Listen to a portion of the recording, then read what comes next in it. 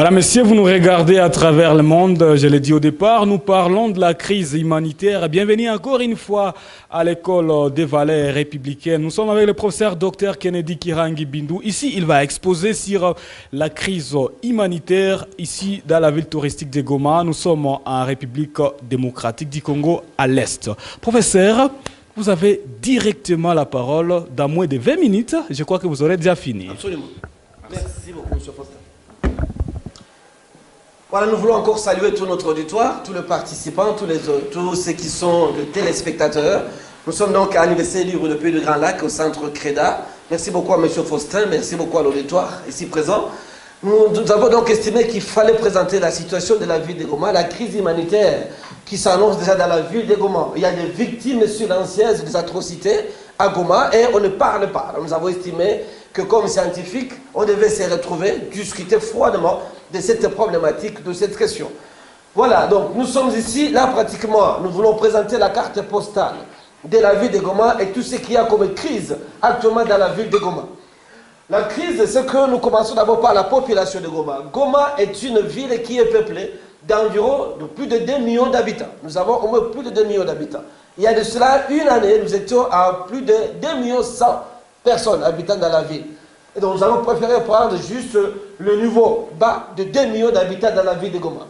La ville de Goma, c'est une ville située, en fait, qui a au nord de la ville, nous avons ici le parc national de Virunga, et du côté de nord-ouest, nous avons toujours le parc national de Virunga.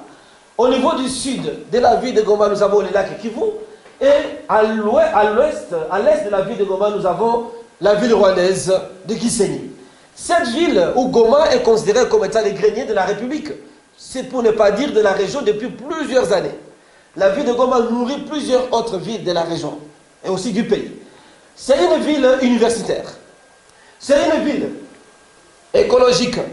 La ville de Goma est une ville aussi politique. Elle devient de plus en plus politique parce que désormais la ville de Goma est placée maintenant au niveau presque d'une ville internationalisée parce qu'on le met au niveau de la ville de Bujumbura, qui est une capitale de Burundi, et aussi de Kampala, qui est la capitale de l'Ouganda. Et donc ça constitue un pivot entre la RDC et ces deux autres capitales dans la région. Trois capitales, Kigali, Bujumbura, et aussi la capitale de Kampala.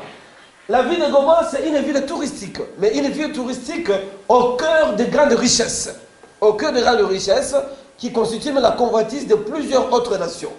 C'est une ville écologique. C'est une ville qui contient, il y a des drames humanitaires multiples depuis plusieurs années. C'est une ville marquée aussi par une métamorphose incroyable à partir de ses infrastructures, mais aussi d'une dynamique communautaire aussi forte. C'est une ville hospitalière parce qu'en fait, on annonce, on remarque des mouvements de population, des mouvements intenses. Et c'est là, particulièrement, on a enregistré l'arrivée massive de réfugiés rwandais à 1994. Ça a été le moment fort de ce mouvement de population, mais aussi de cet aspect ou de cette ville hospitalière qui reçoit plusieurs personnes. C'est une ville en fait aussi marquée par les arrivées de personnes déplacées, des personnes déplacées internes, ici dans cette région, dans cette ville, suite aux conflits armés, mais aussi aux catastrophes naturelles. Le volcan, il y a eu autant d'éruptions, et ces éruptions ont engagé ou entraîné aussi des déplacements intenses des populations.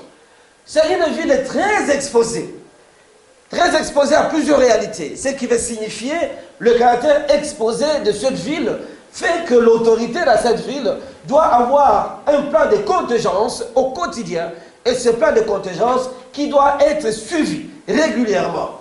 C'est une ville marquée par une insécurité alimentaire. Insécurité alimentaire depuis un temps, parce que dès la prise de l'entité de Bunagana par le M23, M23 occupe Bunagana depuis le 13 juin 2022. Depuis ce temps-là, l'accent où il y a une accentuation de l'insécurité alimentaire dans la ville de Goma, cette ville touristique. Eh bien, les statistiques récentes démontrent ou présente un tableau de mouvements encore forts de population dans la ville. Alors nous avons maintenant des populations hautes avec des populations déplacées. Alors les statistiques aujourd'hui nous donnent ce tableau. nous avons dans cette ville de Goma plus ou moins d'1 million d'habitants. La matrice de suivi des déplacements qui a été faite par les organisations des Nations Unies et d'autres partenaires présente aujourd'hui dans la ville de Goma, on a enregistré à la date du 11 février 2024 au moins une arrivée de population de l'ordre de 1 659 550 personnes déplacées à Goma, à la date du 11 février. Donc aujourd'hui, nous sommes le 19 février, donc 8 jours après, on ne sait pas combien d'autres personnes sont arrivées dans la ville. Mais nous maintenons d'abord les 1 659 550 personnes déplacées arrivées dans la ville de Goma. Dans ce tableau de statistiques, nous avons dans ce nombre-là 58% de femmes, 42% d'hommes et au moins 14% des enfants de moins de 5 ans. Les ménages qui ont reçu ces personnes, nous avons 345 642 ménages, nous avons 893 289 individus qui ont été accueillis dans différents ménages dans la ville de Goma. Lorsqu'on tire le total, les estimations des personnes dans la ville de Goma, si on doit considérer les 2 millions d'habitants de la ville de Goma, à ces 2 millions, nous ajoutons les personnes déplacées, nous ajoutons 1 659 550 personnes arrivées à Goma. C'est qu'aujourd'hui, au total, nous avons 3 659 550 personnes dans la seule ville de Goma. Alors, dans ce tableau-là, dans ce chiffre, nous ne mettons pas les visiteurs dans la ville de Goma. Nous ne mettons pas les contingents que nous avons. Nous avons le contingent de la MONUSCO dans la ville, ne sont pas comptabilisés là-bas. Nous avons le personnel des agences de la famille des Nations Unies, ne sont pas comptabilisés. Nous avons le contingent des forces de la SADC, ils ne sont pas comptabilisés. Donc, vous pouvez déjà vous imaginer, on peut avoisiner 4 millions d'habitants dans la ville de Goma. Alors, cette ville, ces mêmes statistiques présentent le mouvement de population et nous sommes posé la question de savoir pourquoi est-ce qu'il y a tout ce mouvement de population? Quelles sont les causes principales des mouvements de population dans cette région, dans la ville de Goma? 1. Nous avons les conflits armés. Et aujourd'hui, en droit, nous qualifions les conflits armés dans la région comme étant les conflits armés internes internationalisés. Le caractère internationalisé démontre qu'aux côtés des forces rebelles, il y a des forces étrangères. Ça veut dire, lorsqu'il y a un État qui intervient sur le territoire d'un autre, le fait d'intervenir du côté d'une rébellion donne à ces conflits un caractère international. Et quand ça donne un caractère international, ça veut signifier, dans le cas d'espèce, qu'il y a agression ici. Et s'il est établi qu'il y a agression, le droit international a des règles appropriées pour fixer le comportement ou pour poursuivre les auteurs ou pour poursuivre les personnes qui commettent le crime ou l'État aussi qui attaque l'autre. Parce que là, on doit qualifier l'agression et c'est le Conseil de sécurité des Nations Unies qui doit agir. Il y a un régime approprié pour ça. Les débats, la conférence d'aujourd'hui ne portent pas sur cet élément, mais je tenais à souligner cette particularité. Deuxième élément, nous avons des territoires occupés aujourd'hui par le rebelle. Ces territoires occupés par le rebelle, le statut d'un territoire occupé en droit international humanitaire donne aussi certaines orientations et certaines compréhensions. Dans la ville de Goma, nous notons aussi, parmi les causes de mouvement, on note aussi un exode rural important. Nous notons également la multiplicité des groupes armés dans la région. Cela constitue aussi une des raisons de mouvement de population. Le conflit armé, l'exploitation illicite de minerais contribue aussi à ces mouvements de déplacement. Il y a une catastrophe naturelle. À Bukavu, il y a déjà une répétition de certaines catastrophes. Le fait qu'il y ait tout ce souci à Bukavu, ça fait qu'il y ait des populations qui quittent aussi Bukavu et viennent à Goma. Ce qui augmente aussi le nombre de populations dans la ville de Goma. On note aussi des mouvements de petits commerçants et agriculteurs transfrontaliers. Ça veut dire qu'il y a des petits commerçants rwandais qui chaque matin traversent la frontière, arrivent à Goma. Les agriculteurs, ils quittent le Rwanda, ils viennent aussi passer leur journée à Goma. Ce qui fait que le nombre de la population au quotidien augmente. À cela, on ajoute aussi ceux qui sont dans les métiers. Plusieurs citoyens, plusieurs jeunes Rwandais qui sont des maçons, des menuisiers, des carreleurs, et beaucoup d'autres, ils quittent le Rwanda, ils viennent passer leur journée à Goma. À cela, il faut ajouter aussi les écoliers, les universitaires, les étudiants qui quittent les villes voisines, des pays voisins, notamment le Rwanda, qui passent aussi leur journée à Goma. Quand ils viennent à Goma, ils passent les journées ici, ils doivent manger. Ils doivent être nourris. Donc, ce qui augmente déjà aussi le poids de sollicitation en termes de besoins pour passer toute la journée à Goma. Au-delà de cela, il y a maintenant des défis énormes liés à la prise en charge des populations. Nous avons les populations hautes à Goma, nous avons aussi les populations déplacées. Comment se passent les relations entre les populations déplacées et les populations hautes? Quels sont les défis? Parmi ces défis, aujourd'hui nous savons d'abord que la ville de Goma c'est une ville isolée d'autres entités aujourd'hui. Il y a donc un besoin énorme d'approvisionnement en produits vivriers à Goma. Parce que si nous disons maintenant qu'aujourd'hui la population avoisine 4 millions d'habitants dans la ville de Goma, comment nourrir toutes ces personnes? Alors, comment approvisionner la ville en produits vivriers pendant que nous savons qu'il y a déjà toutes les routes qui sont fermées, bloquées par les rebelles? Du côté de Kibumba, il n'y a pas de passage. Du côté de Kichanga, il n'y a pas de passage. Du côté de Masisi, il n'y en a pas. À Chacha, aujourd'hui, aller vers Minova, il n'y a pas de passage. Comment approvisionner la ville? Deuxième question, ou deuxième préoccupation et défi, c'est la rareté des produits vivriers sur le marché. Nous constatons déjà une rareté des produits vivriers sur le marché. Et le prix ne fait qu'augmenter. Ce qui ne réjouit pas le pouvoir d'achat de la population de la ville de Goma. Alors, il y a une crainte que nous formulons. Il y a une catastrophe qui s'annonce dans la ville. Et la crainte, c'est qu'au-delà d'une semaine, si dans une semaine l'autorité n'arrive pas à prendre des dispositions, tout ce que nous avons comme réserve dans les dépôts de la ville de Goma, ces réserves vont finir. Et quand les réserves vont finir, comment est-ce que la population va se comporter? Comment la population sera-t-elle nourrie dans la ville de Goma? C'est là qu'il faut qu'on agisse avant qu'il ne soit tard. Une semaine. Il y a un souci ici de la gestion de la frontière. Gestion de la frontière Gisenyi-Goma. Comment cette frontière sera gérée et continue à être gérée pendant cette période de crise? Que pense l'autorité par rapport à la gestion des mouvements transfrontaliers entre les deux villes? L'autre souci, c'est la gestion du trafic sur les lacs. Parce que la seule voie d'approvisionnement reste le lac. Mais quand on annonce sur le lac, il y a des bateaux de fortune malheureusement. Les gens prennent des bateaux de fortune pour quitter Minova et les autres entités, venir approvisionner la ville de Goma. Mais ces bateaux peuvent être détruits. Les bateaux peuvent être attaqués. Les gens sont très exposés en prenant ces bateaux à venir à Goma. L'autre souci, il s'annonce une promiscuité dans la ville. Et la promiscuité fera qu'il y ait des maladies. Que pense l'autorité par rapport à des préventions, des mesures préventives? Une assistance médicale s'avère nécessaire. Et de manière très urgente. Il y a le besoin en nourriture dans la ville, comme nous venons de le dire. Les produits vivriers deviennent de plus en plus rares sur le marché. Il y a le besoin d'eau potable. La régie des eaux, depuis déjà 2-3 jours, il y a un souci d'approvisionnement de la ville en eau potable. Ce qui annonce déjà aussi une autre catastrophe. Il y a le problème d'abri. Quand on va dans les sites où se trouvent les déplacés, eh bien, ils n'ont pas d'abri. Ça fait un souci. L'autre défi, c'est la prise en charge des personnes blessées parmi les personnes déplacées. Si vous êtes dans les hôpitaux dans la ville, vous allez trouver qu'il n'y a pas une prise en charge à la hauteur de besoin de ces personnes blessées dans les milliers de déplacés. Il n'y a pas que de blessés dans les milliers de déplacés, il y a aussi des victimes de bombes larguées sur la ville de Goma. Ici dans la ville, ça devient un autre souci majeur. À cela, l'augmentation du nombre de la population entraîne aussi le problème d'insécurité dans la ville. Et cette insécurité, tout le monde ne sait pas qui est qui contrôle quoi.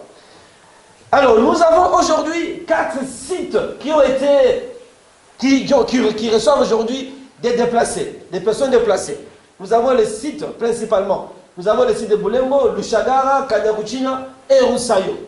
Ces différents sites, comment sont-ils gérés? Comment la sécurité se passe dans ces sites? C'est un souci qui agit, qui intervient. Nous avons aussi ici, dans la ville, un problème d'augmentation du nombre des enfants dans les rues. Le maïbobo, les enfants dans les rues deviennent nombreux, le mandia devient nombreux. L'insécurité dans la ville devient de plus en plus grandissante. Il se pose un problème. Je venais d'annoncer la problématique des bombes qui ont été larguées sur la ville. Et vous savez que c'est là, lorsqu'on cible dans une guerre, vous larguez des bombes dans une ville, eh bien, vous commettez déjà des crimes. Et c'est un crime de guerre. Alors, ce crime de guerre, lorsque vous ne vous orientez pas vers les cibles militaires, vous orientez vers les cibles civiles, les objectifs civils, vous commettez des crimes. Et là, c'est déjà la CPI qui doit être invitée. Pour le crime contre l'humanité, le crime de guerre qui se commettent. Et là, c'est la Cour pénale internationale. Donc, en droit, ça c'est une question particulière que l'on peut encore approfondir. Nous avons, depuis un temps, des manifestations spontanées dans la ville. Alors, il revient à l'autorité de prendre des dispositions, des mesures préventives pour nous empêcher cela. Quelqu'un peut se réveiller un matin et dire, on ne bouge pas aujourd'hui, et on ne bouge pas. Ça perturbe tout dans la ville. Alors, au-delà de cela, il y a toujours une menace permanente d'attaque sur la ville. Ce qui crée un déséquilibre psychologique dans le milieu de la population. Ça s'installe au quotidien. Comment gérer cela? Alors, nous parlons de l'insécurité alimentaire. Nous parlons du besoin d'une assistance humanitaire dans la ville. Aujourd'hui, il y a un acteur de la société civile qui est avec nous, M. Vicard. Il a fait son analyse et lui il pense, pour trouver des solutions à ce problème, il faut que l'on arrive à prendre certaines mesures. Des mesures d'atténuation, des mesures d'adaptation, une résilience. Et là, c'est M. Vicard. Alors, selon lui, il y a au moins 4 à 5 éléments comme état de pistes, des solutions, si pas des solutions durables, mais au moins pour sauver les questions urgentes. Et là, 1, selon lui, il estime qu'il faut accorder une faveur fiscale aux vendeurs et revendeurs de denrées alimentaires et autres produits de première nécessité dans la ville, en revoyant le prix qui tient compte du pouvoir d'achat de la population. Il estime que ça, c'est la première mesure qui doit être prise. Deuxièmement, il faut mettre fin aux tracasseries routières pendant cette période de psychose et de traumatisme. Ça veut dire, nous avons beaucoup de roulage dans la ville, la police de roulage. Il estime qu'il faut voir comment est-ce qu'on peut mettre fin à ce genre de pratiques routières. Troisièmement, il faut lancer les opérations militaires dans tous les axes. Du côté là où il y a tous les rebelles, tous les axes là où c'est bloqué, c'est fermé. Pour ouvrir des couloirs, que nous qualifierions de couloirs humanitaires. Quatrièmement, il faut amplifier les pressions diplomatiques contre les dirigeants des pays agresseurs de la RDC et pour imposer la paix. Il estime qu'il faut une forte pression diplomatique et imposer la paix ici. Et enfin, il estime qu'il faut permettre les retours de déplacés dans leur milieu, ces milieux d'origine. Et il estime qu'en faisant cela, on se rend de résoudre la problématique actuelle de la sécurité alimentaire dans la ville de Goma. Pour clôturer, nous avons estimé qu'il faut lancer un cri d'alarme. Et le cri d'alarme, c'est quoi? Nous avons vu un tableau de propositions. 1. Nous pensons qu'il faut une cessation immédiate de la guerre, de ces conflits armés. Il faut mettre fin à ça. Par quelle voie l'autorité doit réfléchir? Parce que l'autorité est là pour ça. Ça veut dire qu'il faut réfléchir, la population a besoin de la paix, il n'y a pas autre chose. Donc quand on a des responsabilités, on doit s'assumer. Et il faut donner la paix à la population. 2. On a besoin du retour des personnes déplacées dans leur milieu d'origine. Les gens doivent rentrer chez eux, dans leur village. Parce que ce n'est pas aussi facile de s'adapter dans une ville comme celle de Goma. Ces villageois, les gens qui quittent leur milieu sont des agriculteurs. Et du coup, vous les amenez dans une ville, ils ont des difficultés de tenir. Troisièmement, il faut une assistance humanitaire urgente. Nous venons d'annoncer le fait que si dans une semaine, on n'arrive à prendre des dispositions, une semaine après, on n'aura plus de produits sur le marché en ville de Goma. Ça veut dire qu'il faut que l'autorité intervienne le plus tôt que possible. Quatrièmement, nous pensons qu'il faut qu'il y ait des initiatives au niveau local. L'initiative, ça veut dire, nous lançons l'appel à des personnes de bonne foi qui peuvent venir au secours de la population. Ça veut dire, nous qui sommes dans la ville, ceux qui sont dans d'autres villes de la République, ceux qui sont dans la diaspora, doivent nous venir en aide. Nous venir en aide. Cinquièmement, nous avons besoin d'une intervention urgente du gouvernement. Le gouvernement doit intervenir pour soulager tant soit peu le besoin de ces personnes déplacées, pas seulement les personnes déplacées, mais aussi toute la population de la ville de Goma. La communauté internationale n'est pas épargnée. C'est que la communauté internationale a un devoir d'assistance. Et pour intervenir, cette communauté, elle a le devoir principalement de nous ouvrir des couloirs. Ça veut dire tous les axes qui sont fermés, qui sont bloqués. Route Kibumba, route Rutshuru, route ici Kichanga, Sak, Massissi et Bukavu. La MONUSCO qui est avec nous doit ouvrir ça dans une semaine. Il faut que la MONUSCO fasse tout. Nous, on n'a pas besoin d'explications. L'essentiel de tout ce dont on a besoin, c'est la route ouverte et on amène les produits à Goma. Et ça, c'est la MONUSCO. Les enseignants, les étudiants, les chrétiens, les organisations de la société civile, nous devons tous travailler pour assister ceux qui sont déjà dans la ville. C'est-à-dire qu'il faut une collecte générale. Il faut une collecte générale. Tout celui qui a quelque chose, qui l'amène pour subvenir aux besoins de ces 4 millions d'habitants dans la ville de Goma. Alors pour ça, nous pensons que nous devons agir ensemble. L'heure n'est plus au tâtonnement. On n'a pas besoin de décisions de tâtonnement. On a besoin de décisions précises et concrètes. Parce que l'avenir de la nation est ici en jeu. Et quand on parle de l'avenir de la nation, on ne badine pas, on ne rigole pas. C'est une décision qui est prise et on agit. Le peuple congolais, comme tous les autres peuples, c'est un peuple qui a droit aussi à la paix et à la sécurité. Ça fait plus de 30 ans, plus de 3 décennies que l'on est en train de vivre des situations comme ça de guerre. Ça doit finir, ça doit cesser. Et c'est là que nous, au niveau des valeurs, au niveau des CREDA, avec l'école de valeurs républicaines, nous avons estimé que nous devons lancer l'opération.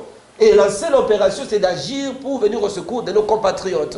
Il y a une prise en charge qui doit être d'abord au niveau local. Et cette prise en charge, nous avons estimé qu'il faut lancer ce qu'on appelle l'opération Oumoja Linguvu. Pour travailler ensemble. Travailler ensemble, c'est d'abord se prendre en charge, comme dit le professeur Dadi Sali. Dadi Sali, il est de la logique de la prise en charge du Koujitégemer. On doit le faire. Deuxièmement, nous sommes en guerre. Nous devons vivre cette guerre. Et comme disait l'honorable prince qui est avec nous, avec son opération aussi, Toufana de Vita, ça veut dire quand on est en guerre, on ne doit pas faire comme si on n'est pas en guerre, les gens sont en train de festoyer, sont en train de rigoler, mais quand on voit les autres nations quand elles sont en guerre, comme les présidents, nous connaissons les présidents ukrainiens, vous savez ce qui se passe en Ukraine, les gars, depuis que la guerre a commencé chez lui, il n'a jamais mis une cravate. Moi j'ai placé même une cravate aujourd'hui, donc je ne devais pas placer la cravate. Ce qui veut dire qu'il y a une interpellation mutuelle. Même aussi l'honorable prince, j'espère qu'il n'a pas mis la cravate, parce qu'il faut tout faire vite, et on doit le faire. Alors, aussi dans la même logique, il nous revient, nous tous, parce que j'ai vu aussi le master vicaire qui a annoncé toute une opération qu'il faut travailler. C'est dans cette logique que donc le CREDA, nous, ici à l'université, et il y a l'organisation qui est dirigée par notre collègue vicaire de la société civile, et la télévision Live App de M. Faustin, on a estimé qu'il devait lancer cette opération en vue de venir au secours de ces populations qui souffrent, de ces populations qui sont en difficulté. Donc nous avons des victimes silencieuses et qui doivent être assistées. Le temps n'est plus là pour des distractions. Nous devons agir, nous devons intervenir. Voilà donc, M. Faustin, le message qu'on voulait lancer à l'ensemble de la population, à l'ensemble de nos auditeurs, pour dire que nous devons nous engager, nous devons agir, et toute considération faite, nous réalisons que si dans une semaine, au-delà d'une semaine, le lundi prochain, il faut qu'il y ait déjà des mesures concrètes qui doivent être prises par l'autorité pour nous éviter le pire, pour nous éviter la catastrophe dans cette ville, et que l'on puisse arriver à soulager tant soit peu la population dans sa crise. Merci, M. Faustin, c'est l'essentiel de ça.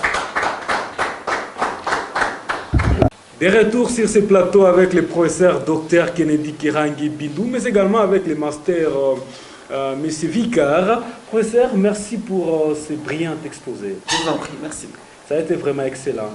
Je pense qu'il faut le faire pour la cause de la nation.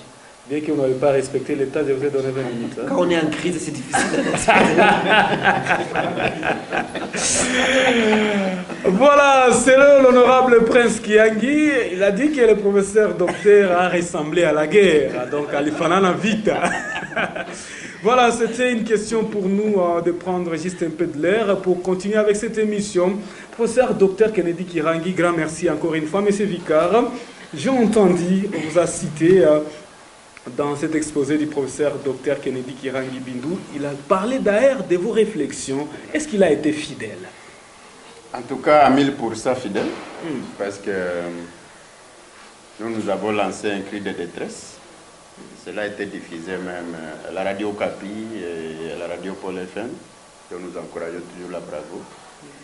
Et peut-être avant de continuer, je tiens à présenter encore une fois ma compassion à toutes les victimes. Parce que déjà, la ville de Goma elle-même, plus de 4 millions d'habitants, alors que nous avons une population qui dépend, qui vit autour du jour, lorsqu'elle reçoit encore des victimes, c'est-à-dire cette même population, c'est-à-dire la population d'accueil, devient de plus en plus aussi victime.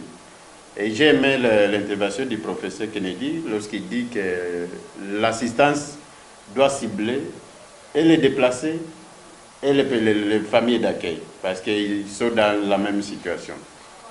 Alors, ce que le professeur a présenté par rapport à la manière de voir les choses, parce que nous sommes dans une société civile où on ne se limite plus au fait de présenter seulement ce qui ne marche pas, mais aussi lorsque nous analysons profondément la situation de notre pays, nous avons la possibilité de proposer des pistes d'action, des pistes de solutions. Et là, j'ai demandé notamment, parce que vous savez, actuellement, et moi c'est une question que je me pose toujours, la crise s'exacerbe chaque fois que nous entrons dans la période de récolte de nos produits agricoles. Quand vous faites l'analyse depuis Bunagana, quand ils avaient pris Bunagana, c'est lorsque la population de Rutshuru était en train de récolter les produits champêtres. Actuellement, moi, à travers l'organisation FDAPID, nous avons des champs dans le territoire de Massissi, de Rutshuru, et même jusqu'à maintenant. Pour cette saison culturelle, nous avons récolté des tonnes et des tonnes de maïs. Mais ça va passer où? Et c'est le même maïs qu'on achète à moins cher dans Rutshuru, ça passe dans les pays voisins et on les amène encore à Goma à un prix élevé. Donc nous sommes dans une guerre, pas seulement, donc, elle est devenue beaucoup plus économique. Parce que les gens cherchent à exploiter abusivement ou illicitement nos ressources naturelles. Donc nous sommes dans un pillage systématique des ressources naturelles, mais également les gens cherchent à s'enrichir. Et ça passe mal dans mes oreilles lorsque un État cherche toujours à s'inventer qu'il est en train de prôner le développement, alors que son développement se fait sur base du sang des citoyens de notre pays. On doit mettre fin à cette pratique. Parce que s'il faut exploiter, si vous avez besoin de mieux vivre avec un riche, l'approche pour moi est qu'il faut être en bon terme avec ces riches-là. Comme ça, chaque matin, s'il a du thé, il a du pain qu'il a donné à ses enfants, il va aussi songer à tes enfants. Mais pas venir la nuit pour traquer ces riches afin de nourrir vos enfants. C'est ce que nous sommes en train de vivre en RDC actuellement avec nos pays voisins. Mais bien sûr qu'eux aussi seraient des marionnettes, sont utilisés quelque part par des pays complices. Alors moi je me suis dit, les autorités, on n'a pas droit seulement de pleurnicher. Lorsqu'il y a une situation qui se présente, il faut prendre des dispositions utiles. Il faut prendre des solutions, des mesures adaptées au contexte. Quand nous passons par exemple dans la ville, vous allez constater, sur les différents carrefours, plus de 8 éléments de la police de circulation routière, alors que si on y laissait ne fût que 2, il faut faire réaliser le travail que les 8 réalisent. Et là, ils peuvent avoir seulement 2 rôles principaux. Premièrement, ils peuvent procéder au check-in de tous les véhicules parce que la ville peut être infiltrée. Et le deuxième rôle, c'est la prévention des accidents de circulation routière. Donc, à ce niveau-là, l'autorité aurait pris une décision qui tient compte de la réalité. Mais c'est le contraire aujourd'hui. Il y a des tracasseries.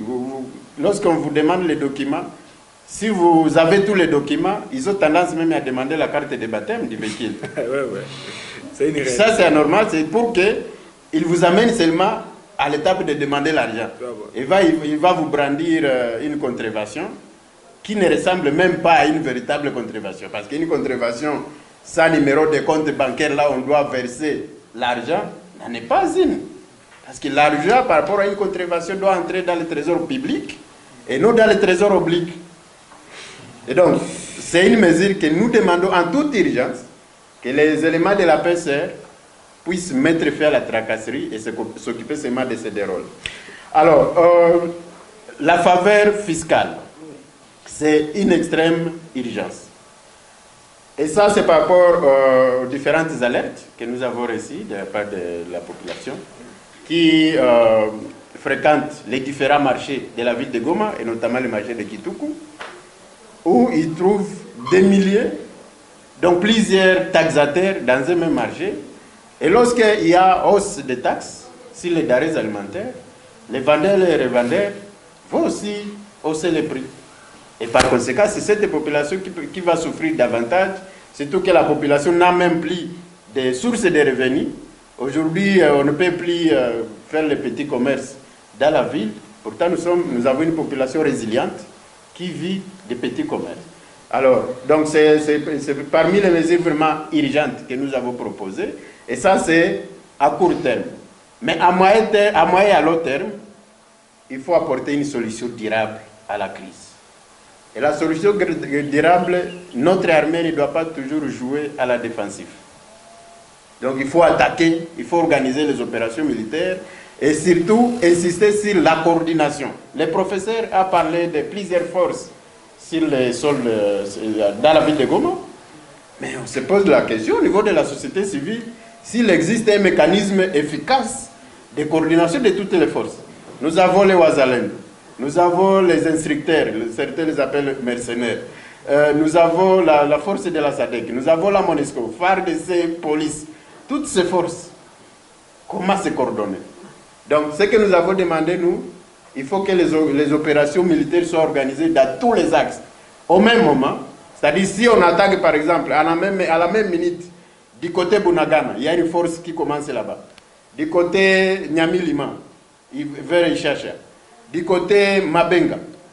Et puis une autre partie qui va prendre Kibirizi, Boalanda. Nous attaquons sur l'axe Kichanga, Kingi Kichanga.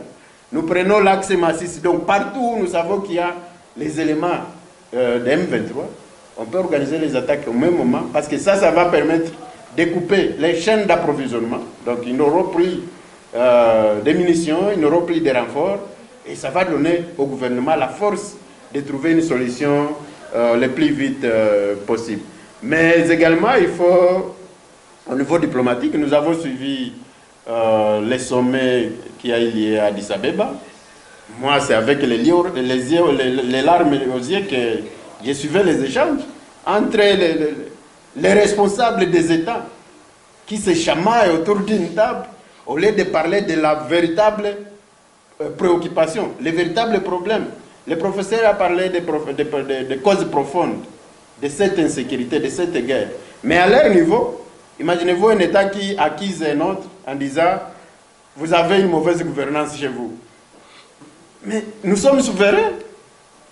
Où est partie la souveraineté des États? Ce n'est pas un État qui... Et donc, un État voisin qui se transforme en une société civile de la RDC pour dénoncer la mauvaise gouvernance. Il ne se sont pas limités à là-bas. Ils ont aussi parlé d'une question d'une communauté.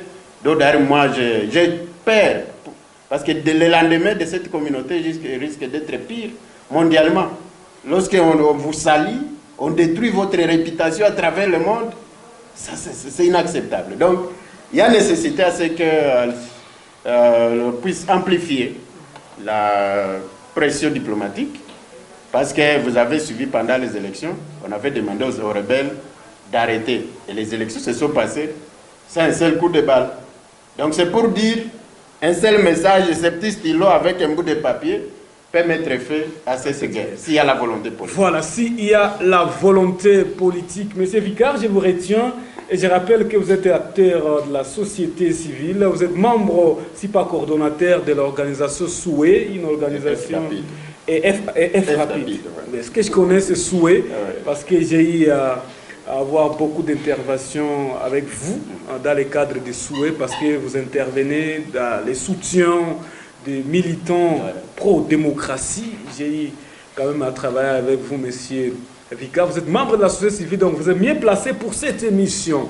Je vous retiens. Professeur docteur Kennedy Kirangi Bindou, j'ai une question, si pas deux, avant d'accorder quand même la parole au public. Professeur, vous avez parlé des causes lointaines pour cette guerre. Selon vous, qu'est-ce qu'on peut faire d'une manière pragmatique pour mettre fin à cette guerre et comment est-ce que nous, population, pouvons faire pour prendre soin des victimes de cette guerre? Merci beaucoup, monsieur Foster. Moi, je crois que d'abord, aujourd'hui, l'imminence aujourd'hui, c'est d'abord la prise en charge de ces personnes déplacées et de la population d'accueil, c'est dans la ville de Goma. Et là, c'est là que je suis en train de dire qu'il faudrait qu'il y ait un plan de contingence. On a besoin d'un plan de contingence. Ce plan de contingence voudrait signifier, là, j'ai annoncé, je dis que dans une semaine, dans 8 jours, si le lundi prochain, il n'y a pas de solution à l'approvisionnement en produits vivriers dans la ville, nous risquons d'être asphyxiés davantage. Et la population risque de se retourner contre l'autorité. Nous risquons d'avoir des marches spontanées dans la ville parce que les gens n'auront pas à manger. On dit ventre creux d'un point d'oreille. Il faut vite agir. Ça, c'est d'abord l'urgence dans laquelle nous devons tous nous engager. Population, pouvoir public, l'autorité, pour résoudre cette question-là. Et c'est là que je disais, il faut ouvrir, entre guillemets, des couloirs humanitaires. C'est-à-dire, les voies qui sont bouchées là, il faut les ouvrir. Et c'est là que je demandais que la MONUSCO doit intervenir ainsi que la SADC, à côté des FRDC.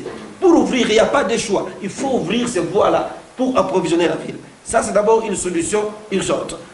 Pour la solution, vous avez dit lointaine ou durable, là où il faut aller. Mais non, il n'y a pas de solution. Nous voulons que l'autorité puisse réunir les intelligences de la République. On doit réunir toutes les personnes qui peuvent avoir des propositions concrètes à la crise. Parce que nous avons comme l'impression que les questions se limitent à être dans un cercle réduit des gens. Donc il y a des poignées de gens qui se mettent dans un coin. Bon, des fois on peut penser que les gens vont nous apporter le miracle. Et après on est surpris. Donc c'est mieux que l'on puisse prendre l'initiative. Nous sommes de la société civile active et des milliers universitaires. Nous voulons faire une proposition pour dire que l'on réunisse les autorités universitaires, les scientifiques, les professeurs d'université. On prend le politique, on prend les amis de la société civile. Nous prenons ceux-là qui sont la société civile diversifiée, vraiment dans toute sa diversité. On convoque une réunion à côté de l'autorité, de la ville, sans aller trop loin. Nous nous asseyons, nos propositions, nous les mettons sur la table. Ils amènent sur leurs propositions. Je peux faire cette présentation au cours de cette réunion-là. Nous discutons et c'est sûr que nous allons sortir avec des solutions. Que de penser que les solutions vont venir de l'extérieur. Parce que nous devons évaluer par exemple toutes les forces qui sont dans la ville. M. Vicard a parlé de la coordination. Comment est-ce qu'elles sont coordonnées? Nous allons arriver à quels résultats? Dans combien de temps? Parce qu'il faut évaluer les gens au fur et à mesure depuis qu'ils sont arrivés. Ça fait maintenant presque 1 mois, 2 mois. Quel est le résultat? On doit évaluer et faire le suivi. L'autorité locale doit nous dire aussi quel est son plan de contingence de la crise. Nous avons le droit de savoir. C'est-à-dire que nous ne pouvons pas dormir, nous nous réveillons, on ne sait rien. Nous sommes là, on monte, on descend, on ne comprend rien. Non, ça ne va pas. Il y a quelqu'un qui peut se réveiller matin et dire aujourd'hui, il y a marché. Bon, nous vous invitons à aller marcher. Bon, qui doit dire ça? En fait, nous voulons savoir. Donc, nous voulons avoir des orientations et nous sommes prêts à réfléchir avec les autorités. Ensemble, si on réunit toutes ces intelligences, nous pensons qu'on peut arriver à des solutions. Dans un bref délai, qu'est-ce qu'on peut faire pour se déplacer de guerre? Se déplacer de guerre, nous venons de lancer nous une opération. Et c'est pourquoi nous sommes avec M. Vicard ici. Umoja ni nguvu, ça veut dire nous déjà. Mon costume, moi je vais enlever le costume, je vais mettre. Pour vivre la guerre. Mais comment? Parce que je vous ai dit ici qu'il faut faire le vite. Ça veut dire qu'on ne doit pas faire comme s'il n'y a pas la guerre ici. Parce que nous sommes, vous voyez que nous circulons, les gens dansent, les gens boivent. Bon, nous prenons ça à la légère. Attends, moi je vous annonce, dans 8 jours, si ça ne tient pas, quand on va commencer à manquer de vivre dans les dépôts ici, c'est là que le maman j'ai tout est là, que les gens vont sentir. Parce qu'on a mangé un peu le matin. Hein. Imagine-toi, 2 jours, 3 jours, tu n'as pas à manger. Est-ce que tu vas rester dans ces salons? Tu vas ressembler à la guerre. Mais oui, forcément. Donc maintenant, avant que cela n'arrive, prenez déjà des dispositions. Voilà, merci beaucoup, professeur Dr Kennedy Kirangi Bindu. Vous allez nous parler de ces dispositions à la conclusion de cette émission. Absolument. Dans l'entretien, j'accorde la parole au public. Je vous accorde seulement des questions parce que l'État nous file au dos. Je dis merci aux organisateurs de ces cadres. J'aurais voulu que l'on dise que l'honorable prince a la parole. Point. Qui est de dire qu'il a une question à poser. Mais plutôt, je prends la parole pour intervenir à ce sujet. Et donc, je voudrais commencer par féliciter le professeur Kennedy Kirangi Bindu pour la présentation. En présentant la cartographie, la carte de la ville de Goma, c'est vraiment attrayant. Si on se dit, j'ignore d'abord la suite des problèmes, je me limite à la cartographie, à la carte telle qu'est présentée de la ville de Goma, une ville touristique, attrayante. Et lorsqu'il parle des questions de la présence des armées, une fois je suis intervenu, j'ai dit que la ville de Goma est devenue la capitale mondiale des armées. C'est une ville fortement militarisée. Et donc vous allez trouver une dizaine d'armées dans la ville de Goma. Et toute l'attention du monde est focalisée sur la ville de Goma. Goma compte beaucoup plus d'organisations internationales que toute autre ville de la RDC, après Kinshasa. C'est Goma. Et donc c'est une ville qui est internationalisée, la ville de Goma. Et c'est vrai, comme le professeur l'a souligné, on compare Goma à Kampala, on compare Goma à Kigali, on compare Goma à Bujumbura. Et des fois, Goma à Kinshasa, on dit, mais à Goma, on n'a pas ça, à Kinshasa, il y en a, il n'y a pas à Kinshasa, il y a à Goma. C'est que Goma, nous qui sommes à Goma, nous qui sommes de Goma, nous devons en être fiers. Et cela devait nous amener à être beaucoup trop jaloux de la ville de Goma, pour dire, nous voulons garder cette belle image de la ville de Goma. Mais par la force des choses, eh ben, nous vivons des situations difficiles. Et donc, je disais que j'appréciais à juste titre la présentation du professeur Kennedy, surtout quand il interpelle la conscience de nous tous. Presque 4 millions de personnes, d'habitants, dans une ville comme Goma, coupées de toute voie d'accès. Et s'il arrivait par malheur que, en tout cas je ne le souhaite pas, que les ennemis, les agresseurs quittaient Sake, venaient jusqu'à Goma, ceux-là qui ne voudraient pas être trouvés à Goma, ils s'orienteraient vers où? Ils iraient où? Si je ne sais pas, chez l'adversaire, chez l'agresseur. Et si nous y allons, quel sera notre sort? Que donc, aujourd'hui, nous, quand on demande à l'État congolais de prendre toutes ses responsabilités, il doit réfléchir 2 fois. Parce que si toutes les dispositions n'étaient pas prises et que le malheur venait, eh bien, c'est l'État qui enfin, il nous aura remis dans les mains de l'agresseur. Imaginez si on était bien traité chez l'agresseur, ce que sera le mental du peuple congolais en exil ou en déplacement, en refuge. Pour chuter sur la thématique, j'ai engagé cette campagne-là, comme le professeur l'a si bien dit, Tufanane Vita. Tufanane Vita RDC, c'est pour demander que le peuple congolais ressemble réellement à un peuple d'un pays en guerre. Mais si vous circulez sur la rue, vous ne pouvez pas imaginer, si vous n'êtes pas informé, la rue ne peut pas démontrer que nous sommes en guerre. Jamais. Mais c'est lorsque vous êtes informé, vous saurez que, ah bon, malgré tout ça, nous sommes en guerre. Mais ce que nous vivons, ce que nous traversons, c'est comme si de rien n'était. Pire encore, à Kinshasa et dans d'autres provinces de la République, c'est comme si on n'était pas une seule République. Et d'autres qui disent, l'Est est attaqué. Il y a une guerre à l'Est. Comme si ce n'était pas la RDC qui était attaquée, qui était en guerre. Et malheureusement, j'ai suivi le VPM quand il dit, écoutez, Kinois, ne nous amenez pas à des tensions dans la ville de Kinshasa pendant que l'ennemi, l'adversaire est à l'Est. C'est à l'Est où nous devons aller faire des tensions que de les faire ici à Kinshasa où il n'y a pas la guerre. Donc, on a suivi avec larmes aux yeux que l'on dise que la guerre n'est pas à Kinshasa, mais la guerre est à l'Est. Donc je soutiens en tout cas l'idée émise de dire l'union fait la force, Mojaninguvu. Nous devons compatir, pas par des paroles, mais par des actes. Qu'est-ce que nous faisons vis-à-vis de ces gens? C'est vrai, par rapport à la guerre, nous pouvons être animés d'un bon sentiment de dire nous voulons que l'on mette fin à la guerre, mais la bonne volonté ne suffit pas pour nous. On peut être animé de cette volonté qui est plus la guerre, mais ce n'est pas pour autant qu'il n'y aura plus la guerre. Il faut que l'État congolais, comme encore le professeur l'a souligné, que l'État congolais prenne toutes ses responsabilités. C'est malheureux aussi, c'est une inquiétude de constater que, à moins que vous n'ayez pas pensé à inviter les autorités de la ville, mais tel que j'ai suivi l'exposé, en tout cas si ça passait à la RTNC, c'est peut-être là où on peut avoir toutes les autorités. Que donc cet extrait de présentation si l'extrait on l'amenait, même on payait à la RTNC, que ça passe à la RTNC, là au moins on suppose qu'ils seront en train de suivre s'ils ne sont pas orientés à la guerre, mais s'ils suivaient, parce que moi-même je suivais, et dans mon amour propre, j'étais vraiment touché, très touché. Et pendant que vous exposiez, je me demandais, est-ce la manière dont nous réfléchissons ici, est-ce ailleurs aussi, sur l'étendue de la République, il y a quelque part où on réfléchit aussi comme nous réfléchissons ici? Est-ce au niveau du gouvernement? On essaie aussi de faire une telle cartographie de la situation actuelle de la ville de Goma et de toute la région. Et donc je suppose qu'on peut considérer ça comme une note de plaidoyer, cher professeur.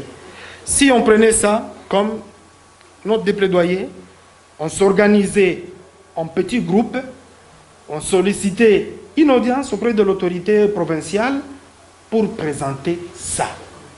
Mais que aussi ça ne se limite pas dans ces cadres ici, de CREDA, l'ULPGL.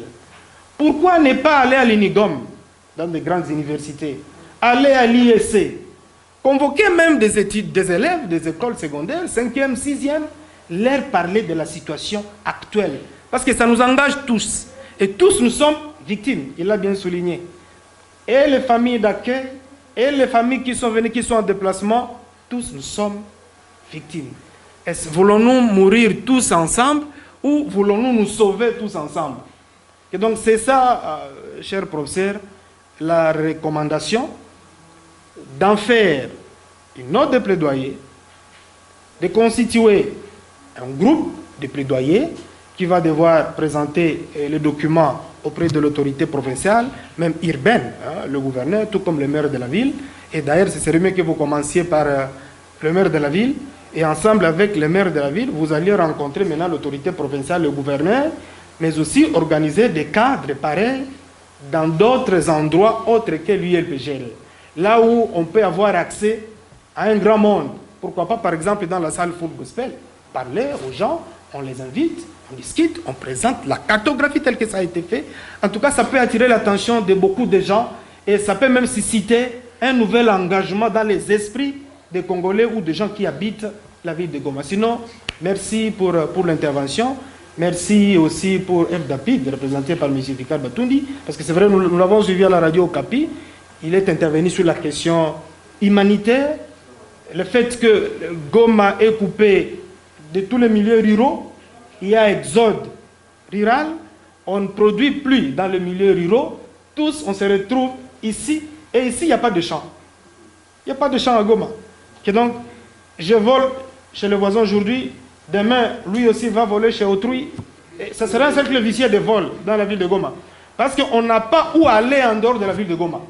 Tous, on reste dans la ville de Goma. Et donc, merci à l'initiative et nous pensons que notre disponibilité également est là dans le cadre de notre campagne Tofanane Vita RDC. Merci. Merci beaucoup pour la parole. Je suis le commissaire supérieur Mokili Mungwakunko Matabishi. Je m'excuse parce que je suis venu un peu en retard.